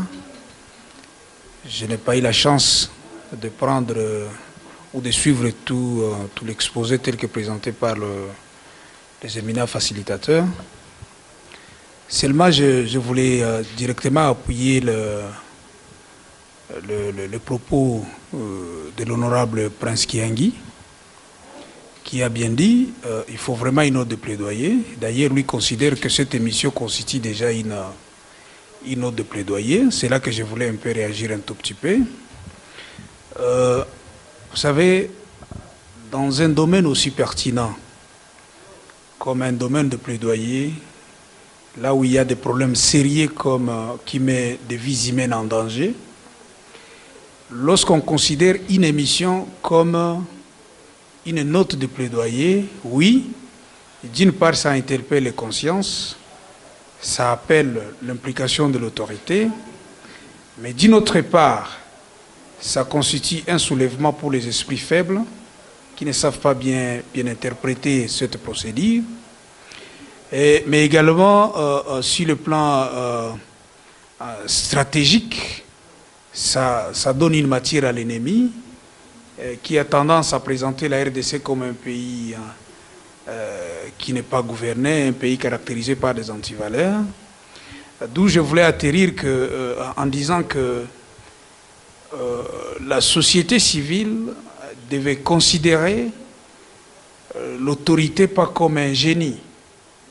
Quand on devient une autorité, on devient le moins intelligent possible. C'est plus ça la considération que nous devons avoir si les autorités que nous avons. Comme vous me voyez en tenue ici, lorsque je suis votre commandant ville, retenez que je suis le moins intelligent possible et pour que je sois à même de répondre à vos besoins sécuritaires, j'ai besoin de vos contributions. Et pour que vous puissiez contribuer à ma manière de fournir la sécurité satisfaisante, ça ne sert à rien de commencer par les médias, de commencer par la rue. Nos portes ou les portes des autorités sont ouvertes pour recevoir vos intelligences au travers les différentes notes de plaidoyer que vous pouvez initier. À un moment donné, j'ai tendance à croire que c'est la société civile qui est, passez-moi les termes, qui est désignée d'une part, et ces désignés reflètent une certaine faiblesse, parce que la société civile que nous aurions besoin de voir, ça serait une société civile qui se réunit pour des questions d'actualité, et elle exploite chaque problématique une après l'autre, et envisage des solutions y afférentes, et cible des autorités susceptibles d'apporter des solutions à ces préoccupations-là. Mais depuis le début de la guerre jusqu'à ce jour, je ne sais pas dire que la société civile ne s'était pas activée pour ça, mais on sent plus la dernière démarche de la participation citoyenne qui domine le terrain. Ici, je parle de sit-in, de soulèvements, de villes mortes, de marches. Ça, ce sont de dernières procédures ou bien les dernières actions de la participation citoyenne. La meilleure participation citoyenne commence par l'étape de la complémentarité, d'où on se réunit, on amène une intelligence auprès de l'autorité. On considère que l'autorité a besoin de notre participation et il faut l'approcher. Si aujourd'hui, la note ici est initiée et que la société civile se constitue avec la société savante, avec le représentant de déplacés internes que nous avons, ils disent non, nous voulons vous voir pour cette thématique. Je crois que l'autorité sera heureuse de recevoir la contribution de sa communauté. Et ce n'est qu'à partir de ça que d'autres actions peuvent suivre dans les cas où on aurait identifié une mauvaise volonté de la part de l'autorité dans des propositions aussi sérieuses pour la reconstruction de l'État. Hein? Et donc je soutiens ça. Mais je voulais préciser aussi qu'il y a beaucoup de réunions qui se tiennent pour résoudre le problème, mais tout le monde voit le problème de sa façon. Mais s'il y a une synergie, une cohésion d'idées, une fédération de perception, je vous assure qu'on est à même de contenir la situation sans n'est-ce pas, aller directement à de grandes pressions. Il faut commencer par une certaine procédure de la complémentarité. Merci beaucoup. Moi, c'est Léon Eric Nzogu, étudiant, disons, en attente pour le master de Chang. J'ai une question. Compte tenu de la problématique de la guerre, ce que je constate est que la guerre est comme un business pour les autorités en défaveur, au détriment du bas peuple. Tel que l'honorable a signalé, c'est comme si c'est l'Est qui est en guerre et non la République démocratique du Congo. Et si on regarde bien, il y a même des compatriotes qui sont impliqués dans cette guerre afin de s'enrichir abusivement. Alors, nous, en tant que chercheurs, nous faisons de notre part en partageant notre réflexion pour interpeller leur conscience. Alors je voudrais savoir comment est-ce que nous pouvons arriver à entrer dans la conscience des autorités pour qu'ils puissent arriver à comprendre que c'est notre affaire. La question de la guerre nous concerne tous et nous devons d'abord mettre à côté nos besoins personnels pour trouver la solution à cela. Car c'est comme si ils veulent que la guerre ne puisse pas terminer pour continuer à s'enrichir. Merci. Je suis Muganda Nzikire Géotride. Je suis chargée de projet de l'ULPGL. Ce n'est pas une question, mais c'est peut-être une recommandation. Comme les autres venaient de le dire, moi-même aussi je suis dans ces questionnements-là. Le professeur a bien exposé, il a donné la genèse, il a donné tout ce qui nous entoure, au point où ça m'a encore réveillé de tout ce que je suis en train de vivre, le cauchemar la nuit. Maintenant, j'étais en train de me demander, nous allons amplifier la pression diplomatique. Et toutes les pressions qui ont été faites, où est-ce que nous en sommes? Est-ce que nous avons eu le temps de recenser? Quand bien même, bon, c'est pour tout, je peux dire pour tout, comme il l'a dit, le matin, quelqu'un peut se réveiller, il va dire, oui, aujourd'hui, nous allons marcher. Nous allons commencer signer, c'est jusqu'à Sacre. Est-ce que nous avons recensé et voir de toutes ces pressions-là, lesquelles que nous pouvons capitaliser avant que nous ne fassions cette note-là de plaidoyer? Et la note de plaidoyer, en quoi elle sera différente de toutes les notes qui ont déjà été faites?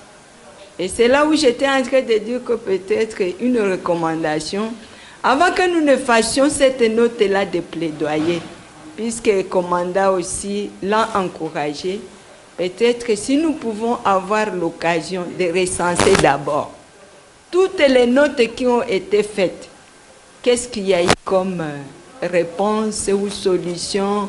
Est-ce qu'il y a eu quelque chose qui a apaisé les gens qui ont initié cette pression?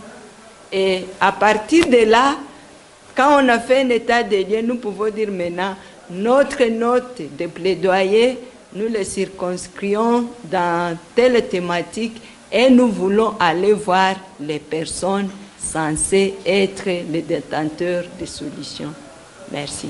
Merci à vous tous qui avez à dire. Merci à vous également qui aviez des questions. C'était des questions intelligentes et vous également, les interventions étaient intelligentes. Professeur docteur Kennedy Kihangi Bindou, allez-vous commencer par ce qu'il y avait à dire ou bien ce qu'il y avait de questions? Oui, je vais d'abord partir de commentaires, exactement. Et puis après, je vais rejoindre l'aspect de questions. Très bien. Alors, je trouve qu'il y a une symbiose en fait de pensée entre pensée de l'honorable prince avec celle du commissaire supérieur. C'est comme même le commissaire lui-même l'a dit, c'est une complémentarité. Mais d'abord, le trait d'union entre les deux pensées, nous mettons tous d'accord qu'il y a crise. Ça au moins, que ce soit de la part de l'honorable prince, que ce soit de la part du commissaire supérieur, nous considérons qu'il y a crise. Nous sommes tous d'accord. Et s'il y a crise, tout le monde aussi se met d'accord du fait que, comme il y a crise, il faut chercher une solution à cette crise. Ça, au moins, il n'y a pas de débat autour de ça. Mais ce sont les approches qui semblent nous éloigner. Les approches. Vous allez comprendre que l'honorable prince, quand lui parle, il parle en député. Moi, j'interviens comme professeur d'université, scientifique, enseignant et tout, avec toute nos théories et tout le reste. Lui, il vit la gestion de la chose publique. Pas l'indépité. Pas l'indépité. Donc, quand il parle, il sait de quoi il parle. Et une autorité publique ne dit pas tout. C'est-à-dire nous devons savoir faire la lecture au travers les lignes, ce qu'il est en train de dire. Quand le commissaire supérieur parle, il parle à quelqu'un qui est en charge de la question de la sécurité. Et vous savez, vous n'avez pas oublié, il a fait une publication récente. Un livre intelligent sur la théorie des triangles sécuritaires. En parlant de civisme sécuritaire. Donc quand il parle de la question, la matière sécuritaire, il sait de quoi il parle. Et c'est là que moi j'apprécie ces interventions. Donc je ne me suis pas éloigné en fait de leur réflexion. C'est qui est déjà intéressant. Deuxième chose, c'est le fait que l'honorable prince estime qu'il faut qu'il y ait une démarche aller vers l'autorité. C'est-à-dire qu'on ne se limite pas seulement ici. Il faut aller vers l'autorité et que la présentation ici soit faite devant l'autorité. Une note de plaidoyer. Une note de plaidoyer. Mais le commissaire dit non, la note de plaidoyer, nous pensons que ça, même déjà l'émission ici, c'est comme si on faisait une fausse presse. Vous voyez que non, mais vous donnez à l'ennemi l'information. Ouais, l'attention des sentiments sécuritaires, l'instinct d'ordre sécuritaire, que nous peut-être des fois on n'a pas. Nous, tout ce dont on a besoin, c'est la réponse. Et donc, savoir comment on est arrivé, pour nous, ce n'est pas ça notre problème. Parce qu'à chacun son travail. Nous, on peut voir les résultats. C'est une obligation de résultats. Nous constatons qu'il n'y a pas la sécurité. Donc, que les techniciens à cette matière-là réfléchissent et nous donnent la matière. Donc, c'est là que nous pensons, chez le commissaire supérieur, donnez-nous l'occasion de rencontrer l'autorité. Donnez-nous l'occasion de rencontrer l'autorité. Parce que si nous faisons ça, des fois nous cherchons à rencontrer l'autorité, on ne trouve pas l'autorité. Donc, vous demandez, je vais vous rencontrer, pas d'audience. Bon, alors on fait quoi? La seule manière maintenant de nous exprimer, c'est au travers ces caméras. Mais on aimerait avoir l'autorité ici et nous faire la présentation. Nous sommes prêts à aller rencontrer l'autorité et donner ces informations. Nous faisons vraiment une cartographie de la situation et nous pensons que si l'autorité nous accordait quelques minutes, juste 10, mon commissaire, juste 10 minutes, si vous pouvez plaider notre cause là-bas, dit que nous avons besoin d'autorité pour lui expliquer, nous présenter ça et nous allons faire des propositions. C'est ça la démarche. C'est ce que nous demandons. Très bien. Alors, même les chefs de l'État, s'ils parlent les commissaires, on peut voir les chefs de l'État, ça nous ferait plaisir.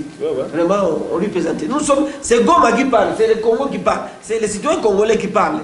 Vraiment, nous sommes là, nous vivons la situation. Madame a parlé de cauchemars, je ne sais pas si vous avez bien compris. Oui, madame dit qu'il y a des cauchemars la nuit. C'est-à-dire que les gens ne dorment même plus. Lui-même, vous avez été visité cette nuit. À 2h. À 2h du matin, on a cambriolé sa maison. On a cambriolé sa maison à 2h du matin. C'est pas grâce que nous sommes avec lui ici. Il ne serait plus. Alors, c'est là que nous disons, donnons-nous l'occasion de parler à l'autorité. La note va suivre après. Donc, moi je suis d'accord qu'on aille dans les universités qu'on n'a pas. Mais avant d'aller dans les universités, bon, peut-être Vicar aussi peut aussi nous aider pour faire les contacts avec l'autorité, vraiment qu'on fasse cette présentation, qu'on réfléchisse avec l'autorité. Ce que j'ai aussi aimé de la part encore du commissaire, il nous a interpellé, parce que c'est trop fort, c'est très bien, parce qu'il dit que nous devons considérer, quand on est une autorité, on doit considérer qu'on ne doit pas se considérer comme si on connaissait tout. C'est-à-dire on doit être prêt à recevoir des autres, et ça c'est vraiment formidable. Ouais, formidable. D'ailleurs, moi-même, je suis déjà aussi autorité, comme maire de la ville de Goma en attente. Ça veut dire que c'est déjà une leçon. Quand je serai à la mairie, là, je saurai que je dois apprendre de la population. Je dois plus écouter et les propositions doivent venir de la population. Comment nous gérons notre vie? Donc, la question de la gestion de la sécurité, ce n'est pas seulement l'autorité. Nous sommes tous impliqués, nous devons apporter nos contributions. C'est là que je voyais le jumelage et la connexion des pensées, les croisements de pensées entre les deux autorités. Alors, les questions. Des questions. Monsieur, de manière brève. J'ai toujours été bref. Donc, de la part de monsieur l'étudiant Nzogou, Nzogou, lui, il s'est dit, la guerre ici, est-ce que ce n'est pas un commerce? C'est un business. Est-ce que les gens ne tirent pas profit de ça? Mais une question fondamentale dit, comment devons-nous faire pour pénétrer les consciences des autorités? C'est ça, je crois, le point saillant de sa préoccupation. Et pour moi, je pense, la bonne manière d'approcher et d'entrer dans les consciences de l'autorité, ce n'est pas en faisant tout ce qu'on est en train de faire comme une démonstration, circuler, sauter sur le mur, au point de se casser même les féminines. Moi, je crois que l'essentiel serait pour nous d'aller vers l'autorité. Poser la question. Je disais qu'on demandait des audiences. Peut-être qu'on a toujours demandé des audiences mal aussi. Parce que quand vous venez au gouvernorat, on disait ici, on vient en train de chanter avec de banderoles. Bon, l'autorité a trouvé comme une menace. Alors que nous pouvons y aller froidement, calmement, on fait des demandes officiellement pour rencontrer l'autorité. Et il y a une manière de parler à l'autorité aussi. Une manière. Parce que si vous arrivez devant l'autorité et vous commencez à lui dire, vous êtes des commerçants. Donc, vous tirez profit de cette guerre. Vous vous enrichissez. Donc, déjà, même vous vous placez dans le même fauteuil. Quelle sera votre réaction? Donc, il y a une manière d'approcher l'autorité, il y a une manière de parler à l'autorité et d'amener l'autorité à comprendre qu'il y a un besoin. Peut-être qu'il y a des désinformations. Il y a aussi la désinformation qui peut aussi profiter à l'ennemi. Donc, je crois qu'on doit construire cette passerelle-là pour savoir comment côtoyer l'autorité, discuter avec l'autorité et qu'ensemble on trouve une voie de sortie. Madame Gétou, elle dit, docteur, madame Gétou, elle dit, il y a un souci, parce que le souci qu'elle soulève, si nous parlons de notes de plaidoyer, je crois que j'ai rencontré ça presque un peu, madame, en parlant de la note de plaidoyer, elle dit qu'il y a déjà eu plusieurs notes. Et d'ailleurs, vous savez, on nous a toujours accusé, nous les Congolais, on dit que les Congolais ne lisent pas. Donc vous risquez de faire encore la note écrite, elle sera déposée au secrétariat, n'arrivera même pas dans les signataires de l'autorité, ça arrive. Vous déposez là-bas, accusé de réception, on estime qu'on vous a déjà répondu. Parce que c'est ça, et nous avons déjà pris la culture au Congo. Quand il y a déjà les sons d'accusés de réception, vous estimez que c'est fini, l'autorité est déjà saisie. Pendant que ça reste au secrétariat, là vous l'avez laissé. Ou même à la poubelle. Ou même à la poubelle, ça n'arrive pas dans les signataires de l'autorité. Mais vous brandissez accusé de réception. Non, c'est pas ça l'accusé de réception. L'accusé de réception, c'est une lettre de l'autorité et qui vous dit j'ai reçu votre correspondance et à la question soulevée, voilà la réponse. C'est ça. Et donc, madame Justine, je serais peut-être tenté comme vous de dire, moi je pense que à ce moment ici, comme il y a des questions urgentes, ce n'est pas le temps de rentrer dans ces notes-là. Non, non, on rentrera dans ça après. Il y a une urgence. Et l'urgence, c'est d'aller rencontrer l'autorité, parler avec l'autorité, présenter ces tableaux ici, et réfléchir avec l'autorité pour savoir comment nous devons sortir de cette crise. Et donc les médias, c'est une des pistes. L'autorité va suivre cette émission. À coup sûr. Oui, et puis après, notre collègue de la société civile pourra demander pour nous cette audience, là-bas auprès de l'autorité avec l'honorable prince. Soit la salle ici peut acquérir l'autorité, on fait la même présentation, on peut faire ça ici, ou bien dans la salle du gouvernorat ou à la mairie. Nous sommes prêts, vraiment nous gratuitement. Parce que nous avons pris quand même le temps de faire ceci pour la République. On ne demande pas l'argent. Cette émission ici, c'est une émission, on ne reçoit pas l'argent, mais c'est pour la cause de la nation. On le fait frauder pour la nation, pour nous-mêmes. Moi je disais que c'est pour nous-mêmes, pour nos enfants, pour la nation. Donc nous sommes prêts à déplacer tout ce qu'on a comme logistique ici, aller auprès de l'autorité et faire cette émission, présenter ces tableaux là-bas. Voilà, monsieur Faustin. Cette fois-ci, vous avez été bref. D'accord, je vous en prie. Merci beaucoup. Voilà, monsieur Vicard, vous avez un commentaire, s'il vous plaît, aussi d'une manière brève, si vous voulez avoir quelque chose à dire. Oui, merci. Peut-être je vais commencer d'abord par les contributions.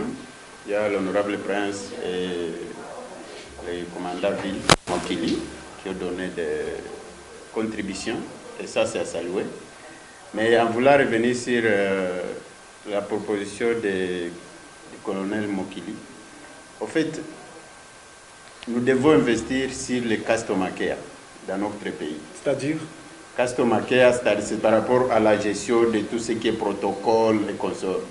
Je l'ai dit, c'est par rapport à la manière dont le service de protocole ici, donc Castomakea, c'est la gestion de clientèle. Mais dans le secteur public, je me réfère au service des protocoles d'État. Le professeur l'a dit, vous pouvez introduire une demande d'audience et vous passez 2 mois, 3 mois en train de faire le suivi. S'il n'y a pas de trafic d'influence, vous n'en aurez pas. même 6 mois.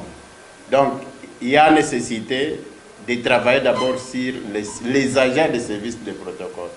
Qu'ils sachent qu'ils sont là au service du peuple et pas au service des personnes qui les ont nommés.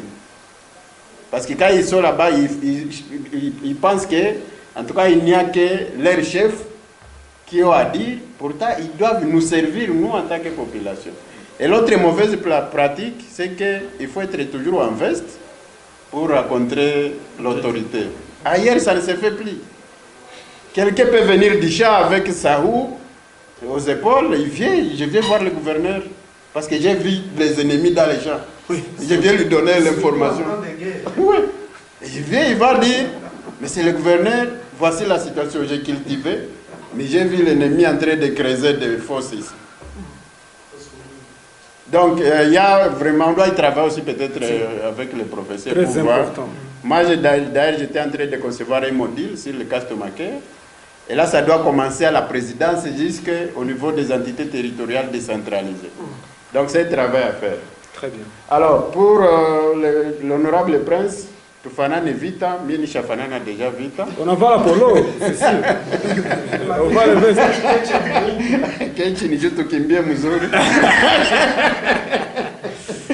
Oui, allez-y, monsieur. Donc, c'est une campagne que nous devons soutenir aussi pour que le monde entier sache que nous traversons une situation périlleuse. Alors, il y a mon collègue du DEA qui a posé la question sur comment pouvons-nous inciter la conscience des autorités. Le professeur a répondu, donc nous devons multiplier les activités, les rencontres. D'ailleurs, nous sommes en train de développer une approche de dialogue interactif entre les autorités et les acteurs de la société civile. C'est-à-dire, on doit éviter de se regarder chaque fois à chier de faïence, à se considérer comme des adversaires. Nous devons collaborer.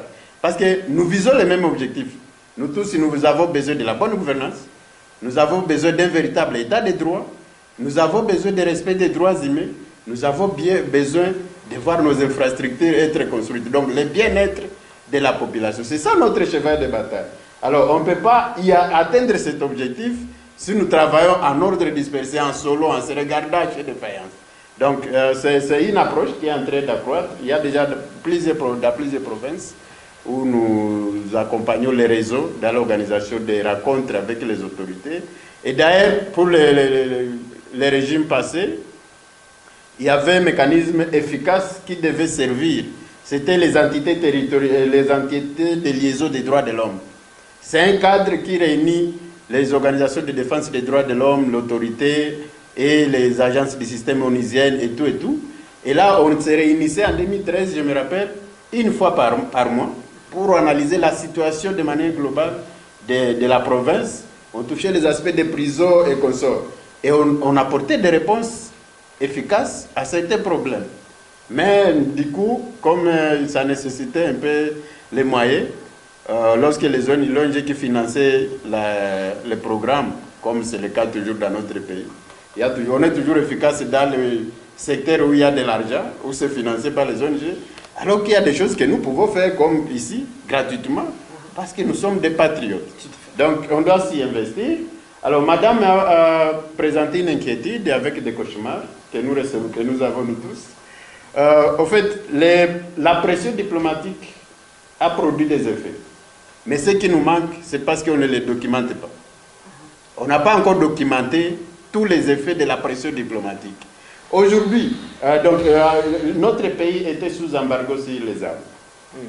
C'est grâce au plaidoyer de la société civile, des dirigeants, que cela a été levé. Mais la question à se poser, est-ce que nous en profitons? Assurément. Donc là, peut-être il faut rencontrer les autorités pour qu'ils nous disent, depuis qu'on a levé cette mesure, nous avons déjà acheté, il y a des secours ici qui nous aident. C'est venu après réellement la levée de... Donc nous en profitons bien sûr. Donc nous en profitons. Donc c'est pourquoi j'ai soutenu l'idée des colonels en disant on doit se rapprocher parce que ça va couper court aux rumeurs qui envahissent les réseaux sociaux.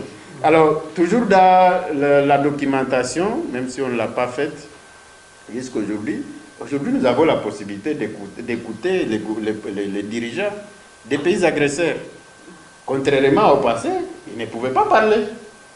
Mais grâce à la pression, leur site créé au Zénith, maintenant ils sont obligés d'éclater, jusqu'à demander même des terres dans le Kivu. Pourtant, on ne savait pas, jadis, leur cahier de charges. Mais aujourd'hui, on peut se dire, bon, ils ont comme cahier de charges la recherche de la terre. Et ça, ils n'en trouveront jamais. Donc il y a plusieurs, j'ai posté même si vous consultez mon statut, vous allez voir le message des États-Unis sur le décalage, les escalade de la guerre. Ok. Ils appellent les pays voisins à cesser avec la guerre. Ça c'est un message fort sur le plan diplomatique qu'on n'avait jamais vit depuis que 30 ans, depuis que nous sommes dans la guerre. Donc la pression produit des effets, mais peut-être que c'est parce que nous avons besoin d'une solution immédiate qu'on se dit, mais nous sommes fatigués avec nos cauchemars, il faut qu'on trouve une solution urgente. Donc si nous amplifions la pression diplomatique, en changeant aussi la donne, parce que notre pays n'a pas un système robuste de lobbying. On va construire notre système de lobbying. Et moi, je me disais, par exemple, avant les élections, on allait créer une structure officielle des lobbyistes congolais. Et on allait prendre, par exemple, les professeurs, comme les gens comme le prix Nobel de la paix, parce qu'il a déjà l'audience sur la planète. Il allait gérer cette structure. Mais aujourd'hui, il y a par exemple des pays, des petits pays comme le Rwanda. Vous allez retrouver des jeunes permanents, par exemple, au niveau d'Addis Abeba. Il faut des tours dans tous les bureaux. Donc leur rôle, c'est de documenter la situation dans leur pays. Et chaque matin, il faut des tours dans le bureau pour dire, donc ils voient les différents commissaires pour dire, voici la situation chez nous. Est-ce que vous pouvez prendre cette décision? Il y a d'autres qui sont à Banjul, à la Commission africaine des droits de l'homme et des peuples. Matin, midi, soir, il ne faut que mener le plaidoyer, le lobby en faveur de leur pays. Très bien. Même chose aux États-Unis, à New York, à Genève. Donc c'est comme ça qu'on doit commencer à réfléchir. Et l'État doit budgétiser ces lobbies. Ces lobbies pour que ça puisse produire des effets. Malheureusement, chez nous, vous allez vous rendre compte qu'il y a même des ambassades qui fonctionnent à peine. Mais il nous revient, encore une fois, de réfléchir davantage pour améliorer le système de lobbying dans notre pays, pour amplifier la pression diplomatique, parce que cette guerre peut se terminer avec une simple phrase. Cette guerre peut se terminer avec une simple phrase. Voilà ce que je retiens dans tout ce que vous aviez dit. Alors, selon vous, votre phrase me rappelle une petite question que je peux vous poser avant de prendre la conclusion de cette émission, Monsieur Vicard, Monsieur de Mastora Vicard. Dites-moi, s'il vous plaît, selon vous, pour mettre fin à cette guerre, vous pouvez promouvoir la négociation ou bien donc la guerre? Alors, c'est une question pertinente et d'ailleurs qui fait couler encre et salive. Bien sûr. Mais moi, au niveau interne, je ne pense pas qu'aujourd'hui nous pouvons envisager le dialogue. Parce que le pays fait face à une agression extérieure. Donc, nous avons affaire à une guerre contre les États. Contrairement aux années antérieures, parce que je voulais vous rappeler ici, nous avons connu l'affaire de Sun City. C'était toujours dans le cadre des négociations. Nous avons connu la conférence sur la paix et le développement, tenue à Goma en janvier 2008. Tout ça, d'ailleurs, à l'INPGL. Nous avons connu des processus de paix, Nairobi, l'accord de paix. Donc, d'ailleurs, c'est dans mon travail, parce que je suis en train de mener une recherche sur l'impact des projets d'urgence et de développement dans ces 30 ans de guerre. Et là, j'ai déjà répertorié, donc dans la problématique, j'ai présenté tout ce que nous avons connu comme dialogue, à tous les niveaux, tous les accords signés, tous les cessez-le-feu. Et donc, c'est toute une page avec des dates précises. En tout cas, moi, à mon niveau, avec les niveaux actuels des revendications, on ne peut plus penser au dialogue. Plutôt, il faut amplifier la pression diplomatique et investir dans le lobbying. Pourquoi? La cause profonde de cette guerre, c'est le pillage de nos ressources naturelles. Qui pille? C'est les Rwandais, mais les Rwandais n'est qu'un commissionnaire. Alors il faut aller vers les pays qui utilisent les pays que nous voyons au premier plan. Et leur proposer, suivons par exemple le cas des Émirats arabes, avec la construction de la fonderie d'or au Rwanda. Vous construisez une fonderie d'or sans or. Et il faut penser à aller chercher chez les voisins cet or que vous allez mettre dans votre fonderie pour montrer à votre partenaire que nous avons de l'or dans notre pays.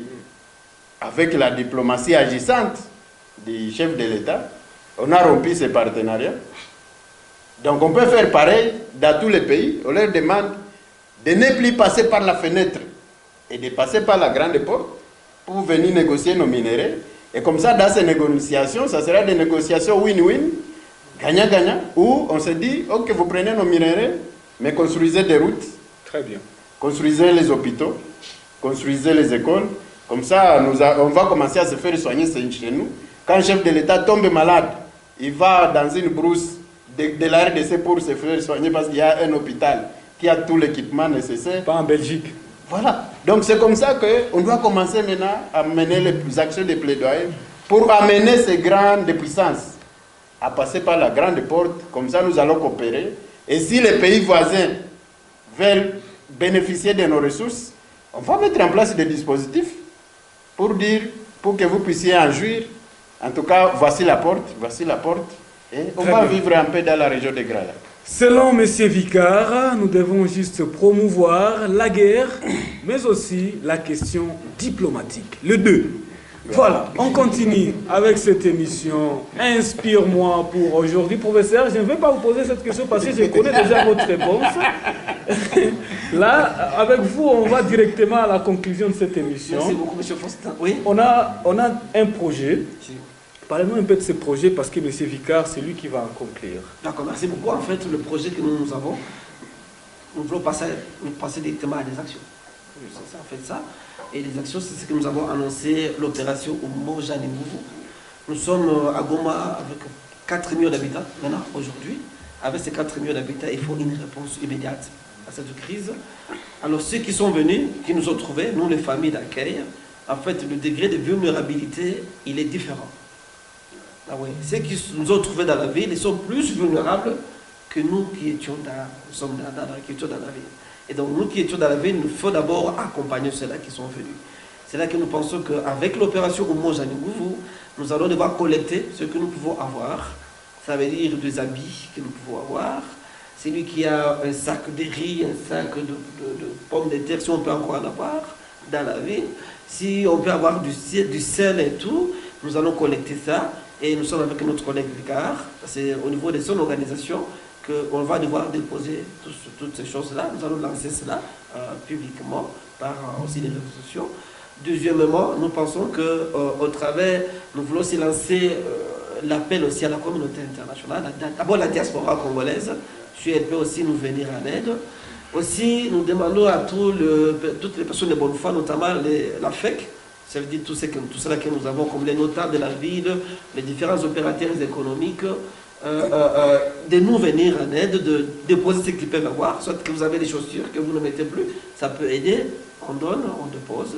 Et troisièmement, nous pensons que si avec cette même opération, il y a une implication forte des étudiants ici, ça serait bon, des églises, ça serait bon, et nous allons nous fixer un jour, nous aurons à déposer ces choses auprès de ces différents compatriotes.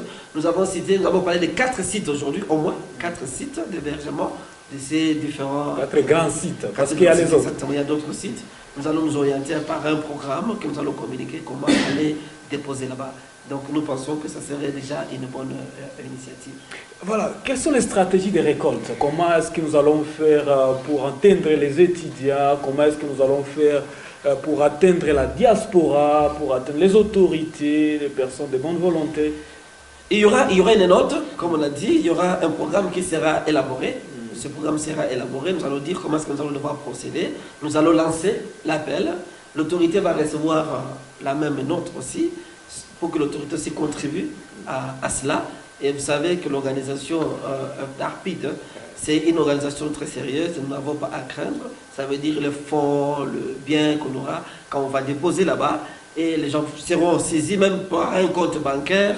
Tout ça, s'il y a quelqu'un qui a 1000 francs, tout ça, il va déposer et ça pourra arriver à destination, nous allons voir. Très bien, professeur. Monsieur Mastora Vicard, comment est-ce que ceux qui sont déjà prêts peuvent faire pour vous atteindre et comment faire pour contribuer? Voilà, merci beaucoup. Nous en avons l'expérience dans cette matière parce que la solidarité doit commencer à la base. Et nous avons eu à gérer une épidémie en Toto avec l'honorable Prince Kiangi. Et donc on avait mobilisé les gens, il y avait des contributions. Et par la suite, on avait acheté les médicaments et les acheminé en Toto. jusqu'à ce que, après, il y avait déjà 11 personnes qui étaient décédées de l'épidémie. Mais grâce à cette opération de solidarité nationale, parce qu'il y a même des ministres au niveau national qui avaient contribué. Et donc nous allons utiliser la même approche et faire un peu le jumelage avec l'approche proposée par les professeurs, parce qu'on ne doit pas le faire seulement au niveau local, même au niveau international, parce que la solidarité elle est plus internationale. S'il y a les frères et ceux qui sont dans la diaspora, il y a des partenaires qui veulent contribuer. Il y a ceux qui peuvent utiliser le M-Pesa, donc Airtel Money, donc le Mobile Money, mais également ceux qui auront besoin, par exemple, des comptes bancaires, parce qu'il y a quelqu'un qui peut vouloir envoyer plus de 10 000 $, même 100 000 $, ça arrive. Mais là, nous invitons beaucoup plus les personnes ayant un peu de moyens, surtout les Congolais, parce que dans d'autres pays, quand il y a ce genre de situation, on répertorie même toutes les personnes qu'on peut considérer comme des riches. Donc il y a une classe de la classe bourgeoise. Et là, ils peuvent dire, moi par exemple, s'ils sont à 100 personnes dans la ville de Goma, quelqu'un qui peut avoir la possibilité de donner 2 000 $ fait le répertoire. On se dit, il y a tel, si on les contacte, au niveau de la FEC, nous identifions déjà. Au niveau des les pétroliers font partie de la FEC. Donc on peut faire ça, la cartographie d'abord des grands contribuables, et on peut toquer sur leur porte. Peut-être ils peuvent être sensibles à la question. C'est limité dans le temps? Oui, parce que c'est une urgence. Et face à l'urgence, l'efficacité de l'aide tient compte du temps. Parce que vous pouvez m'amener un biscuit aujourd'hui, alors que j'en avais besoin hier, ça n'aura plus de sens. Peut-être que j'aurais déjà succombé de la famille. Donc il est urgent que nous puissions amorcer les processus pour voir si d'ici là, dans une semaine maximum, si on peut déjà collecter une bonne quantité d'eau. Le professeur s'est limité seulement à 4 sites, mais il y en a d'autres comme Nzulo.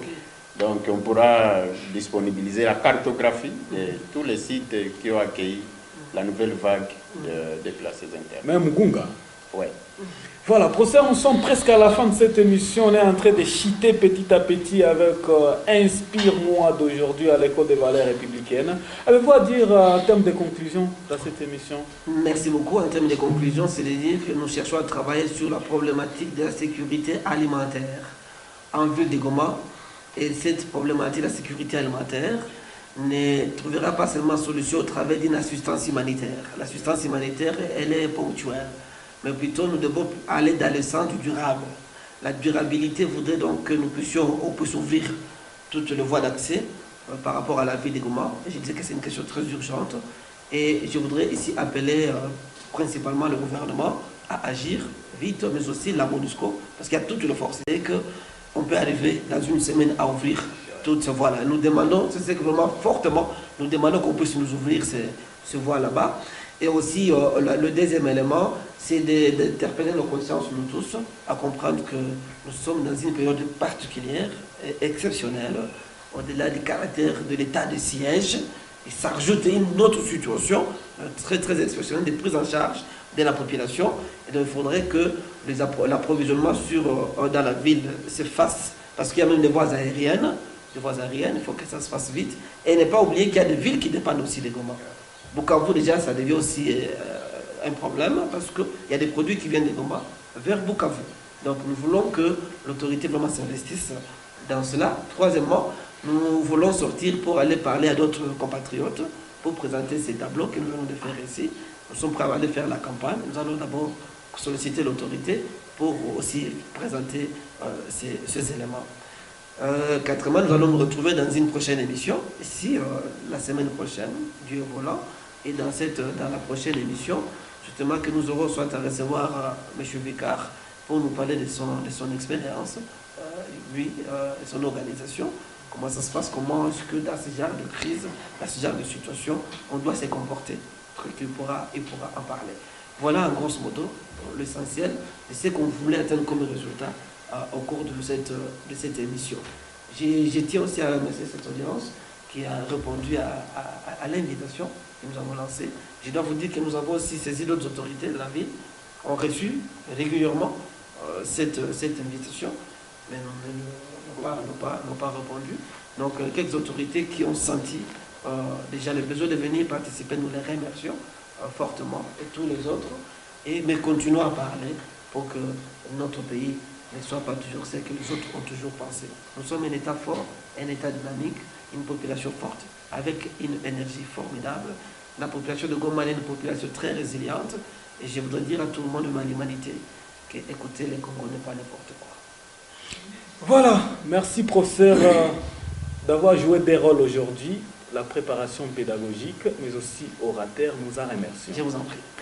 Monsieur Vicard, avez-vous une question à laquelle vous aimeriez répondre, mais nous n'avons pas eu la chance de vous la poser en termes de conclusion? La question à laquelle je peux répondre, c'est peut-être dire que ce n'est pas seulement Goma qui est asphyxié aujourd'hui. Je nous informe que déjà à Massissi, un sac de sel, du sel coûte 3 000 francs. Allez-y comprendre que quelqu'un qui vit des activités champêtres, et le régime des bananes, ils sont en train de pourrir dans la brousse, et puis il doit acheter un sac de sel à 3 000 francs, donc c'est dramatique. C'est pourquoi l'idée de la proposition d'ouvrir tous les axes fermés, en tout cas c'est une extrême urgence, et ça doit nous préoccuper. Donc nous devons en même temps continuer à soutenir nos forces armées, que la population soit derrière les forces armées de la République. Nous devons soutenir nos dirigeants.